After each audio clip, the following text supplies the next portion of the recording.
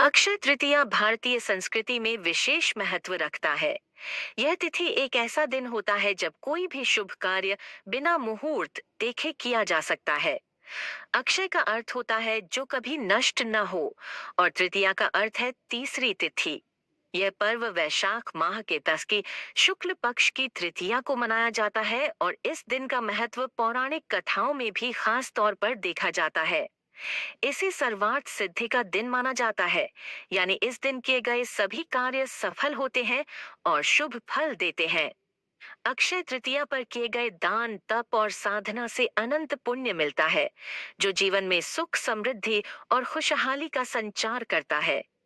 इस दिन विशेष रूप से सूर्य देव, देवी लक्ष्मी और भगवान विष्णु की पूजा की जाती है, जो जीवन में सकारात्मकता और समृद्धि लाते हैं।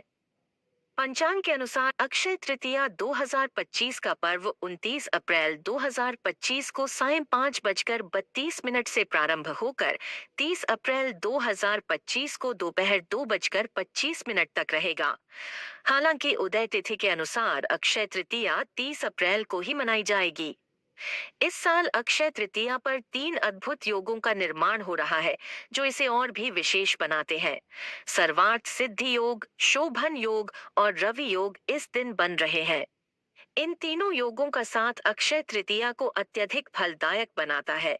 सर्वार्थ सिद्धि योग किसी भी कार्य को सिद्ध करने में सहायक है।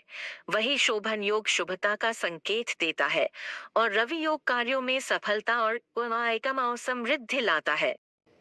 इस दिन सूर्योदय के समय तांबे के बर्तन में शुद्ध जल भरकर सूर्य को अर्घ्य अर्पित करें। इससे आपके जीवन में सकारात्मक ऊर्जा का संचार होगा और कष्टों का निवारण होगा। घर के मुख्य स्थानों जैसे तिजोरी, पूजा स्थान या धन स्थान पर दीपक जलाना बहुत शुभ होता है। यह उपाय घर में लक्ष्मी की कृपा को आकर्षित करता है और धन में वृद्धि होती है। इस दिन विभिन्न प्रकार के दान करने से पुण्य की प्राप्ति होती है। गुड़, चावल, सोना, घी, जल और वस्त्र का दान करें।